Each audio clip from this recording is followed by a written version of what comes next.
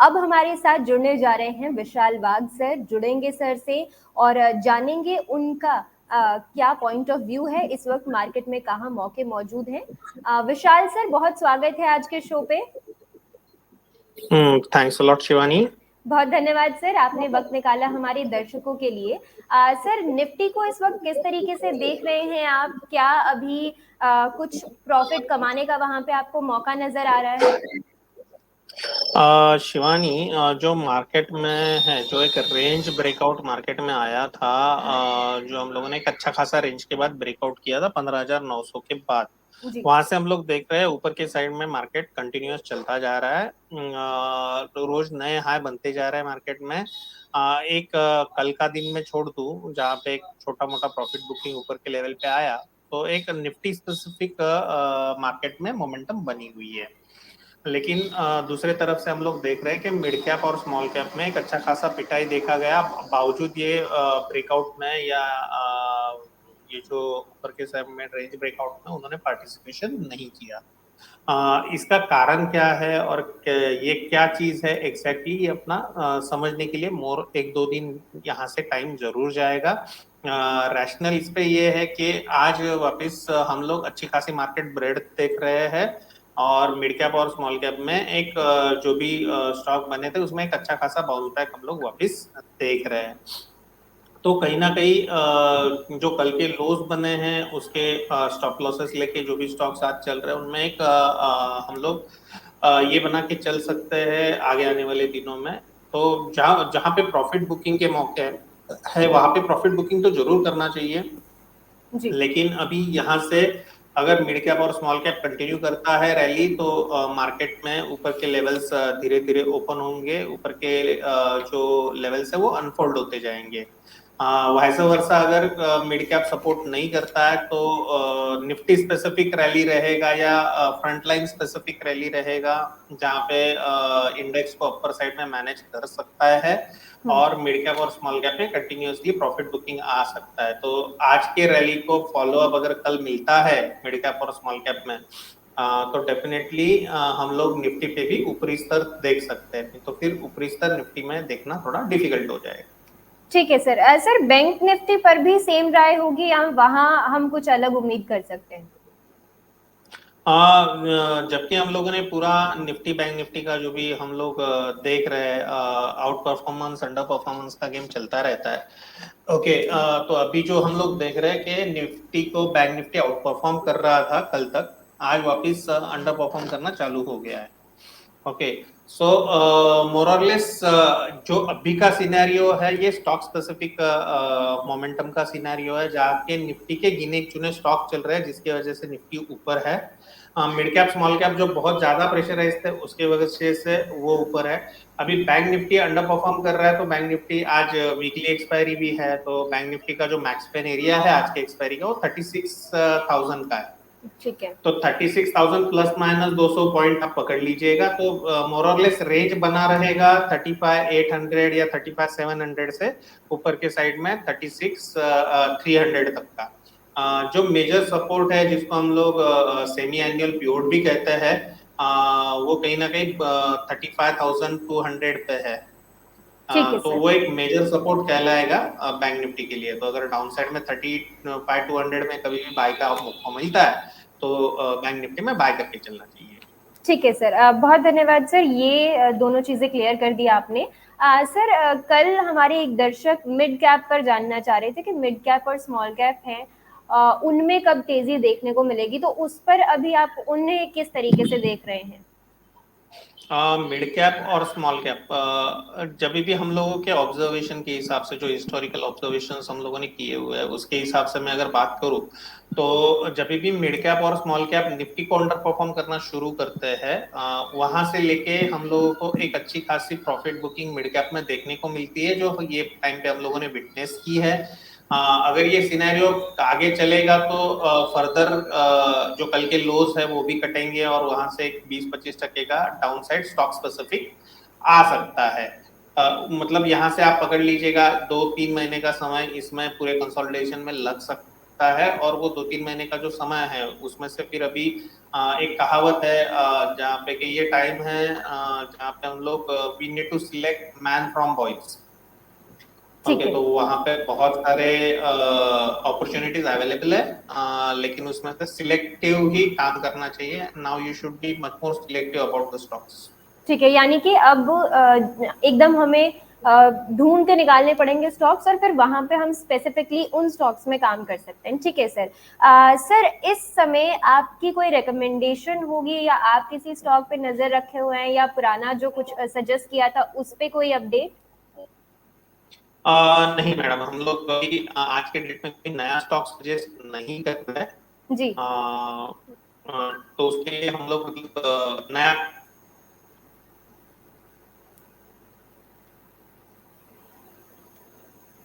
विशाल sir से संपर्क टूट गया है।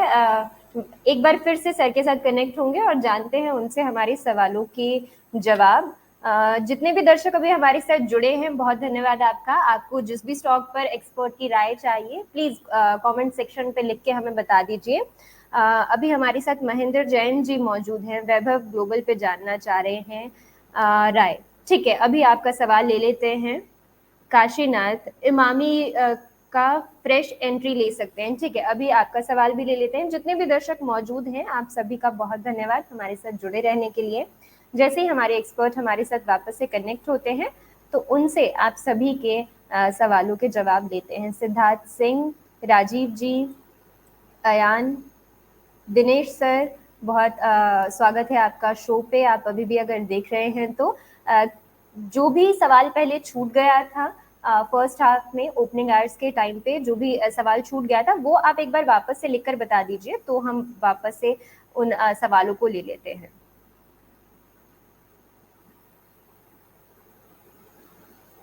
किटी मल्होत्रा जी, विश्वजीत दास, दीपक मल्होत्रा सर, उम्मीद करते हैं आप सब को शो जो है वो पसंद आ रहा होगा। विशाल सर हमारे साथ कनेक्ट हो गए हैं। ठीक है सर। सर, आप बता रहे थे कि इस वक्त फिलहाल कोई रिकमेंडेशंस नहीं है। सर, मैं सवाल ले लूं दर्शकों के, उन पे बात करें अब हम। डेफिनेटली यस मैडम, सवाल ले ठीक लीजिएगा। है, ठीक है। दिनेश सर, बहुत धन्यवाद हमारे साथ बने रहने के लिए। सर, हमारी एक दर्शक अभी हमारे साथ मौजूद हैं, श्रुति चौधरी, डीसीबी बैंक पर ये आपकी राय जानना चाह रही है। DCB bank.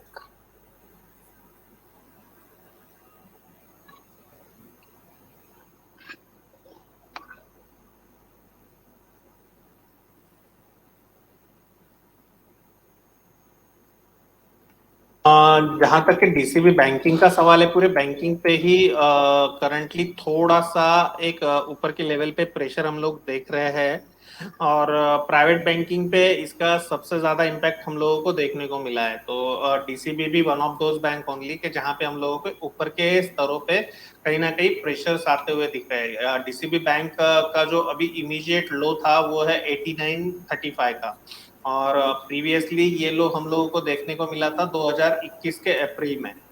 तो ये जो लो है वो 85 तक हम लोग नीचे में आ सकते हैं, 85 लेवल तक। ये लेवल एक कहीं तभी सब इंडिकेटर जो है वो ओवरसोल्ड टेरिटरी बता रहे हैं, तो एक अपर साइड अगर आता है तो यहाँ से हम लोग 100 रुपए तक के रिट्रेसमेंट देख सकते हैं ओवरसोल्ड पे। तो 100 रुपए के रिट्रेसमेंट देख सकते हैं, और अगर यहाँ से रिट्रेसमेंट आता है तो 100 रुपए का लेवल यूटिलाइज करना चाहिए एग्जिट करने के हिसाब से। ठीक है, एग्जिट करने के लिए सर 100 रुपए का जब लेवल आता है तो एग्जिट कर सकते हैं। ठीक है सर। इसके अलावा हमारे जितने भी दर्शक हमें देख रहे हैं, आप जब भी किसी स्टॉक के बारे में पूछते हैं तो प्लीज कोशिश कीजिए कि आप प्रॉपर तरीके से मेंशन कर दें कि उस पर आप क्या राय जानना चाह रहे हैं। क्या आप उसे ले चुके हैं, खरीद चुके हैं, खरीदा है तो किस प्राइस पे खरीदा है, नई एंट्री करना चाह रहे हैं, तो वो थोड़ा अगर आप स्पेसिफिकली बता पाएंगे हमें, तो ज्यादा अच्छे से हमारे जो एक्सपर्ट हैं वो आपको उसमें राय दे पाएंगे। फिलहाल के लिए डीएसबी बैंक पर सर ने एग्जिट कब करना है वो बता दिया। ठीक है सर, आगे बढ़ते हैं। इसके बाद महेंद्र जैन जी हमारे साथ मौजूद हैं, वैभव ग्लोबल पर ही आपकी राय जानना चाह रहे हैं, क्या करना चाहिए इसमें अभी?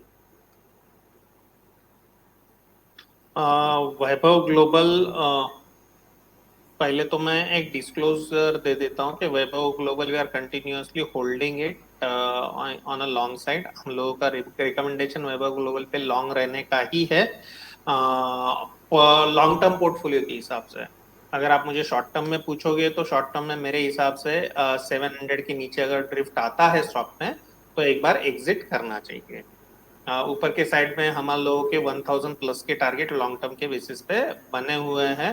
1000 अगर कट होता है तो ये स्टॉक कहीं ना कहीं 1200-1300 रुपए के भी मोमेंटम चेस करने जा सकता है। ठीक है, बहुत बढ़िया। तो सर ने डिस्क्लोज कर दिया है लॉन्ग टर्म के लिए ये स्टॉक काफी अच्छा है। तो अगर आप महेंद्र जी से लॉन्ग टर्म के लिए रखना चाहते हैं तो बेशक रखिए, अच्छा स्टॉक है, ऐसा हमारे एक्सपर्ट का कहना है। ठीक है सर, आगे बढ़ते हैं। इमामी पर फ्रेश एंट्री ली जा सकती है या नहीं, ये जानना चाह रहे हैं हमारे दर्शक Kashinath ji. Emami ji sir. Emami limited, Emami real estate और इमामी लिमिटेड? सर इन्होंने केवल इमामी लिख के भेजा है हमें, तो आप अभी, एक्चुअली इमामी में जी जी, अभी तीन फिलहाल चार आप, स्टॉक है मैडम। अभी फिलहाल आप इमामी लिमिटेड पर अपनी राय दे दीजिए। और ठीक है। काशीनाथ जी, स्पेसिफिकली आप इमामी लिमिटेड पर जानना चाह रहे हैं, बहुत सारे स्टॉक हैं, तो आप वो हमें स्पेसिफिकली बता दीजिए। अभी फिलहाल हम विशाल सर से इमामी लिमिटेड पर उनका ओपिनियन ले रहे हैं। जहां तक इमामी लिमिटेड का सवाल है, एक साइडवेज कंसोलिडेशन स्टॉक में देखा गया है। जब से मतलब जून से अभी तक एक साइडवेज कंसोलिडेशन में ही स्टॉक है। जब तक 529 के ऊपर सस्टेंड हो रहा है, मेरे हिसाब से ये क्लैरिटी नहीं देगा एंट्री करना है कि एग्जिट करना है। तो 529 का एक लेवल है, 530 से लेके 535 के लेवल में आप बाय कर सकते हो, और सेलिंग का लेवल जो ऊपर में बन रहा है वो वापस 580 का बन रहा है। तो ये कहीं ना कहीं ये 50 रुपए के ही रेंज में स्टॉक है। तो इसमें कोई ऐसा कंक्लूडिव बताना मुश्किल है। ठीक है सर। सर आगे बढ़ते हैं, आलिया हसन हमारे साथ मौजूद है, काफी सारे सवाल आ रहे हैं, एक साइड पर ही आपकी राय जानना चाह रही हैं। एक्साइड इंडस्ट्रीज, जी। एक्साइड इंडस्ट्री पे मैं वापस एक दे देता हूँ कि हम लोग एक्साइड इंडस्ट्री पे बुलिश है। ये लेवल बहुत अच्छे लग रहे हैं हम लोगों को बाय करने के हिसाब से। डेफिनेटली ये जो प्ले है ये कहीं ना कहीं बॉटम फिशिंग वाला प्ले है।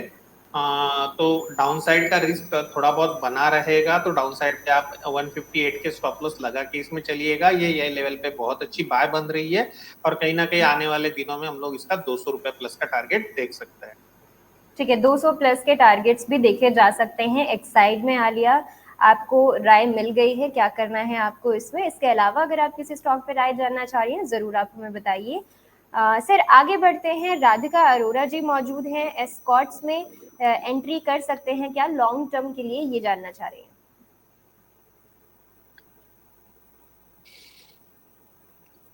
एस्कॉर्ट्स, जब तक ऑटोमोबाइल पूरे इंडस्ट्री का सवाल है, हम लोगों ने कहीं ना कहीं कंसोलिडेशन कंटिन्यूअस बेसिस पे आते हुए देखे हैं। एक साइड में भी जो अभी बन रहा है वो राउंडिंग टॉप का फॉर्मेशन बन रहा है, और जब ये राउंडिंग टॉप के जैसे फॉर्मेशंस बनते हैं तो डेफिनेटली ऐसे सेक्टर से थोड़ा सा दूर रहा जाए। मोमेंटम के लिए 10% 15% के मोमेंटम्स आते रहेंगे स्टॉक स्पेसिफिकली। लेकिन जो at this moment particularly escort के साथ दिख रहा है, एक अच्छे खासे लेवल से बाउंस बैक कर रहा है, बट ऊपर जाने के लिए इसको बहुत ज्यादा स्ट्रेंथ लगेगा, तो इसको अवॉइड करना चाहिए at this moment. At this moment इसको अवॉइड करने की सलाह है। ठीक है सर। बराबर है मैडम। ठीक है सर, आगे बढ़ते हैं। दिनेश शर्मा जी हमारे साथ मौजूद हैं। सर इन्होंने 4 स्टॉक्स बताए हैं और उसमें से ये पूछ रहे हैं कि इनमें से कौन सा सबसे अच्छा है इन्वेस्टमेंट के लिए। सबसे पहला है अनुपम रसायन, जुबिलियंट एनग्रेविया, सोना बीएलडब्ल्यू और तत्वचिंता। इन चारों में से आप आपको क्या लगता है सर, कौन सा स्टॉक सही रहेगा दिनेश सर के लिए।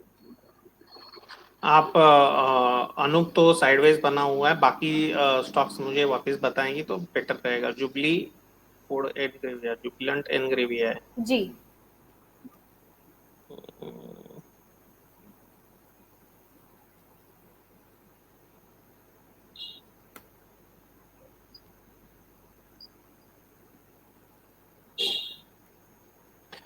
जुबिलेंट इनग्रीविया सबसे बढ़िया पैटर्न में है।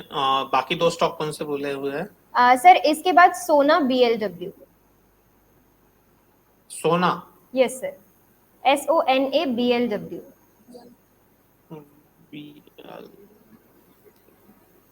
सोना BLW मुझे नहीं मिल रहा है। और तीसरा स्टॉक कौन सा है? सर आप सोना कॉम से ढूंढेंगे तो शायद आपको मिल जाए, SONACOMS।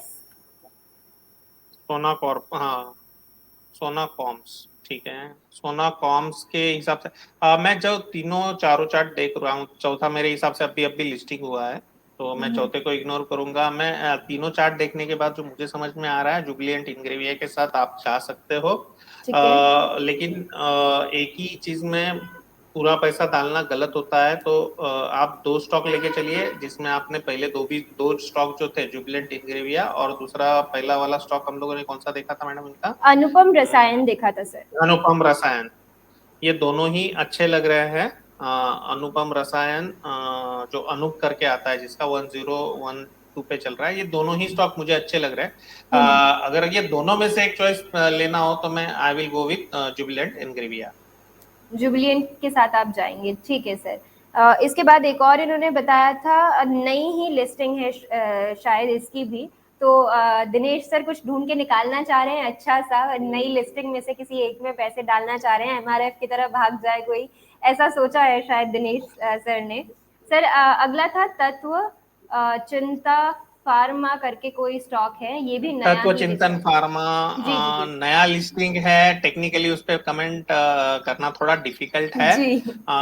टेक्निकली जब तक मुझे एटलीस्ट 2-3 महीने का डेटा नहीं मिले, बिल्कुल उसमें बिल्कुल। नहीं करना चाहिए। फंडामेंटली में कंपनी हम लोगों ने लिस्टिंग गेन के लिए बाय करने के लिए दिया था, और लिस्टिंग गेन हम लोगों ने बुक करने की सलाह भी दी है। ठीक है सर। चलिए सर, ये तो आपने बता दिया कि इन्वेस्टमेंट के हिसाब से दिनेश सर अभी तो आपको ये राय है जुबिलिएंट इनग्रेविया अच्छा है, बाकी थोड़े वक्त बाद 1 से 2 महीने के बाद हम जरूर इन सारी स्टॉक्स पे वापस से बात करेंगे और फिर देखेंगे कि कौन सा पोटेंशियल रखता है। ठीक है सर, आगे बढ़ते हैं इसके साथ। मोहम्मद काशिफ जी हमारे साथ मौजूद हैं, GMDC पर आपकी राय जानना चाह रहे हैं, शॉर्ट टर्म का इनका व्यू है।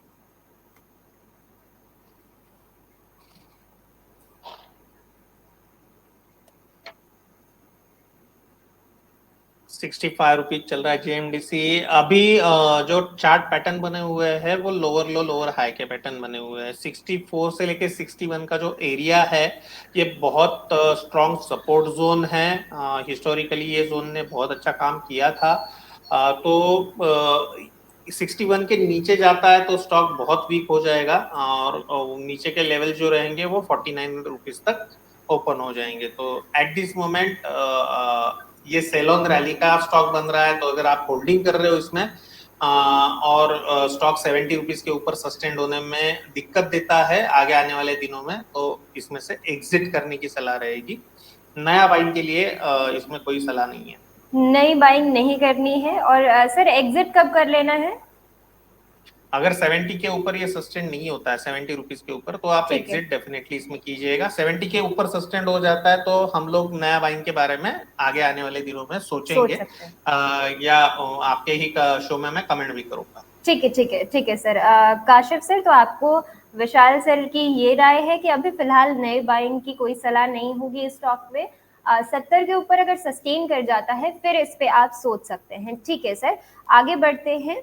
इंडियन होटल्स एग्जिट करना है या होल्ड करना है? सिवा राम कुमार हमारे साथ जुड़े हुए हैं, वो आपसे जानना चाह रहे हैं। इंडियन होटल का ये बहुत अच्छा रेंज बना हुआ है कई सालों से कि ये 120-130 रुपए पे बाइंग बन जाता है, ऊपर में 160-170 रुपए पे सेलिंग बन जाता है, और मोर और लेस यही रेंज का ये स्टॉक भी है।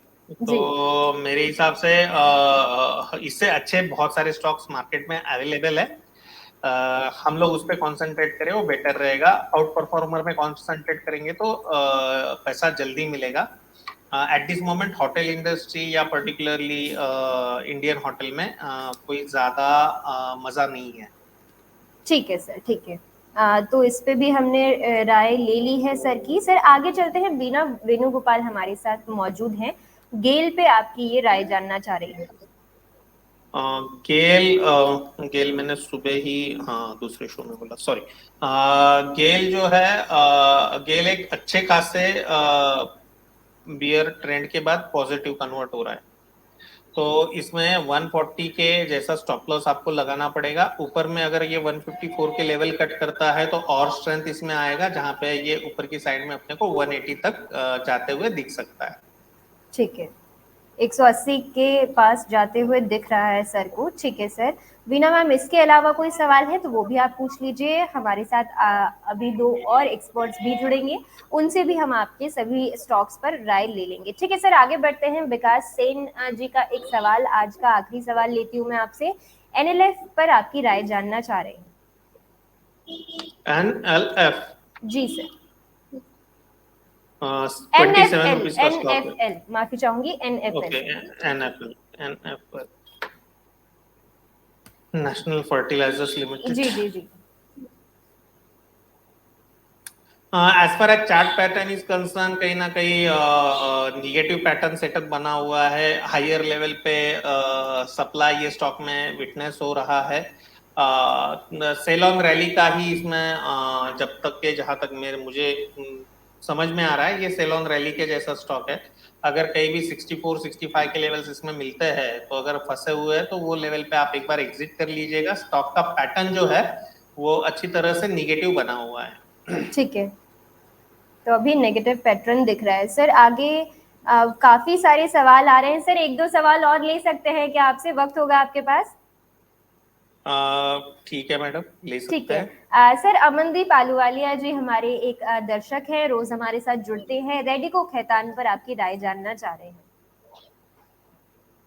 रेडिको खेता, ओके 930। रेडिको का चार्ट पैटर्न बहुत अच्छा बुलिश साइड में बना हुआ है। स्टॉक हायर लेवल पे कंसोलिडेट कर रहा है। मैं इसमें एक सिंपल राय दूंगा जो मैं हमेशा आपके चैनल पे देता आया हूँ। अनचार्टेड टेरिटरी वाले स्टॉक से कैसे डील करना है, ये अनचार्टेड टेरिटरी वाला स्टॉक है। ओके, तो इसमें पिछले 2 या 3 वीक का जो भी लो है वो पकड़ लीजिएगा, उसका स्टॉप लॉस लगा के पोजीशन होल्ड रखिएगा। ऊपर में ये कहाँ तक जाएगा ये नहीं पता है। तो सिंपली मैं जो स्टॉप लॉस दे रहा हूँ 780 का एक स्टॉप लॉस है और 820 का स्टॉप लॉस है, तो 780 का आप स्टॉप लॉस मेंटेन कीजिएगा। ऊपर में बहुत अच्छी जगह अभी भी पेंडिंग दिख रही है। ठीक है सर, ठीक है। इसके बाद बीपीसीएल पर राय जानना चाह रहे हैं अमनदीप। रिजल्ट्स आए हैं शायद इसके आज ही, तो उस पे एक बार आप अपना व्यू देख लीजिए। बीपीसीएल पे हम लोग कोई आज राय कोट नहीं कर रहे हैं। आज नंबर चेकिंग वगैरह सब करने के बाद ही उस पे कोई राय बनाने की सोचे जाएगी। जी। अभी तक इसमें कोई राय नहीं है। चार्ट पैटर्न देख के मैं ये बता सकता हूँ, साइडवेज कंसोलिडेशन में चार्ट देखा गया है पिछले 20-25 ट्रेडिंग सेशन से। तो जो भी साइड में रेंज ब्रेकआउट या ब्रेकडाउन होगा वो साइड में नॉर्मल टेंडेंसी रहेगा बाय या सेल का। ठीक है सर। सर, आज आपने बहुत सारे सवालों के जवाब दे दिए हैं हमारे दर्शकों को। इसी तरीके से हम चाहेंगे कि आप हर हफ्ते कम से कम 1 से 2 बार तो जरूर हमारे साथ जुड़े। हमारे दर्शकों के सारे जितने भी डाउट्स हैं स्टॉक्स को लेकर वो आप लेते रहें और उनको क्लैरिफाई करते रहें। आज के शो में हमारे साथ जुड़ने के लिए विशाल सर, आपका बहुत धन्यवाद। Thanks a lot madam.